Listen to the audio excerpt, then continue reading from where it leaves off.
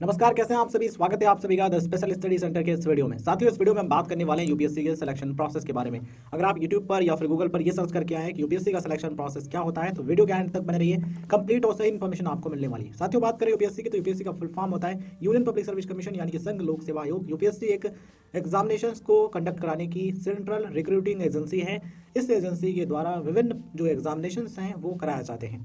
साथियों, अगर हम बात करें कि यूपीएससी सिविल सेवा परीक्षा यानी कि यूपीएससी सिविल सर्विसेज एग्जामिनेशन, या फिर कहें कि आईएएस ऑफिसर बनने का जो एग्जामिनेशन होता है, आईपीएस बनने का जो एग्जाम होता है, आईएफएस ऑफिसर बनने का जो एग्जामिनेशन होता है, या फिर अन्य सिविल सेवाएं जो होती हैं उनका ऑफिसर बनने का जो एग्जाम होता है, उसका सिलेक्शन प्रोसेस क्या रहता है। तो साथियों, सबसे पहला जो प्रोसेस रहता है वो रहता है प्रीलिम्स एग्जाम्स का, यानी कि प्रारंभिक परीक्षा का। ठीक है, तो पहला चरण जो होता है वो होता है प्रीलिम्स एग्जाम यानी प्रारंभिक परीक्षा। इस परीक्षा में आपको देने होते हैं 2 पेपर। ये जो पेपर रहते हैं ये आपके ऑब्जेक्टिव टाइप होते हैं, यानी कि यहाँ पर आपको मल्टीपल चॉइस टाइप क्वेश्चंस देखने को मिलते हैं। एमसीक्यूज होते हैं, बहुविकल्पी प्रकार के प्रश्न होते हैं। ये जो 2 पेपर हैं प्रीलिम्स एग्जाम के, इनमें ठीक है, प्रत्येक पेपर के लिए आपको 2 घंटे का समय दिया जाता है, यानी कि 2 घंटे का समय मिलेगा पेपर 1, जिसको जीएस पेपर 1 कहते हैं, इसके लिए। और दूसरा पेपर होगा सी सैट का, सी सैट यानी कि सिविल सर्विसेज एप्टीट्यूड टेस्ट, या फिर कहें जीएस 2 का। ठीक है, प्रत्येक पेपर के लिए 2 घंटे का समय आपको मिलेगा। प्रत्येक पेपर आपका 200 नंबर यानी कि 200 मार्क्स का होगा, यानी कि पहला 200 नंबर का, दूसरा वाला पेपर वो भी 200 नंबर का। ठीक है, यहाँ पर आपको ध्यान रखना जरूरी ये है कि ये जो प्रीलिम्स एग्जामिनेशन है इसमें जो दूसरा पेपर है सी सेट वाला, ठीक है, सी सेट का जो पेपर है ये केवल क्वालिफाई करना होता है। इसको क्वालिफाई करने के लिए कम से कम 33% मार्क्स लाने जरूरी होते हैं। जबकि जो पहला पेपर होता है ये प्रीलिम्स एग्जाम की मेरिट के लिए कंसीडर किया जाता है। मतलब कि अगर आप प्रीलिम्स एग्जाम के पेपर 1 में, GS 1 में अच्छे नंबर लाते हैं, देन आपका मैक्सिमम चांस रहता है कि आप प्रीलिम्स को पास कर जाएं और उसके बाद आप मेंस एग्जाम दे पाएं। ठीक है, तो दूसरा पेपर केवल क्वालिफाई करना होता है, जबकि जो पहला पेपर है ये मेरिट के लिए माने रखता है। किसकी मेरिट के लिए? प्रीलिम्स एग्जाम की, मेंस के लिए नहीं। ध्यान रखिएगा, प्रीलिम्स एग्जाम की जो मेरिट है उसके लिए माने रखता है। और ये जो आपके पेपर होंगे ये दोनों भाषाओं में सेट होते हैं, मतलब कि आप हिंदी या अंग्रेजी दोनों में से किसी भी एक भाषा में इस पेपर को दे सकते हैं। ठीक है, चलिए अब बात कर लेते हैं साथियों मेंस की। दूसरा जो चरण होता है वो होता है मेंस, यानी कि मुख्य परीक्षा। अगर आप इसको पास कर लेते हैं उसके बाद आपको इंटरव्यू देना होता है, और इंटरव्यू यानी जो पर्सनालिटी टेस्ट होता है इसको आप पास कर लेते हैं, देन आप अगर मेरिट लिस्ट में आपका नाम आता है देन आप सेलेक्ट हो सकते हैं। आप जिस सेवा में अप्लाई करेंगे आप उस सेवा में जा सकते हैं। ध्यान रखिएगा, आप जिस सेवा के लिए अप्लाई किए हैं उस हिसाब से आपकी रैंक और आपका स्कोर होना चाहिए।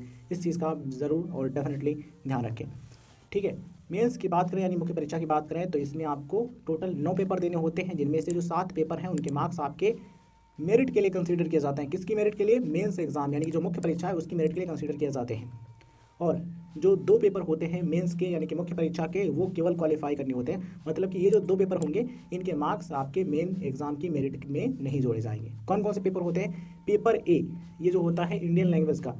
ठीक है, यहाँ पर आप देख पा रहे होंगे स्क्रीन पर क्या लिखा है, one of the Indian language to be selected by the candidate from the languages included in the 8th schedule to the constitution.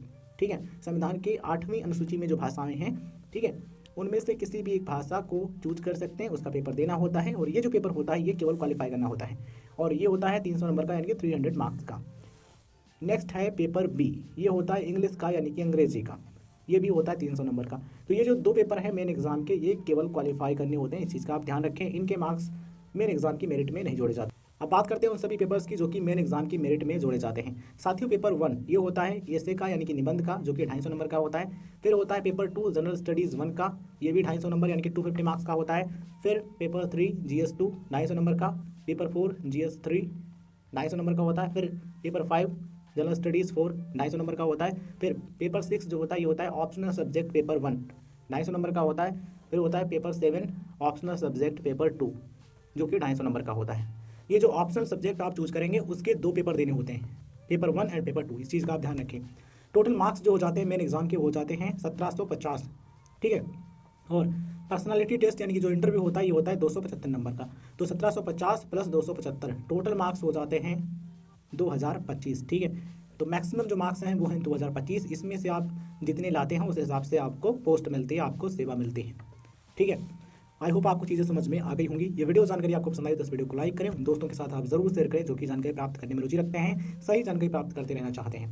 धन्यवाद, जय हिंद, जय भारत। हम आपसे मिलते हैं एक नए वीडियो में, तब तक के लिए आप चैनल को सब्सक्राइब करके नोटिफिकेशन बेल को ऑन जरूर रखें। इसके अलावा आप टेलीग्राम जो चैनल है उसको ज्वाइन कर सकते हैं, वहाँ पर आपको वीडियो का नोटिफिकेशन जल्दी मिलेगा। धन्यवाद, जय हिंद, जय भारत।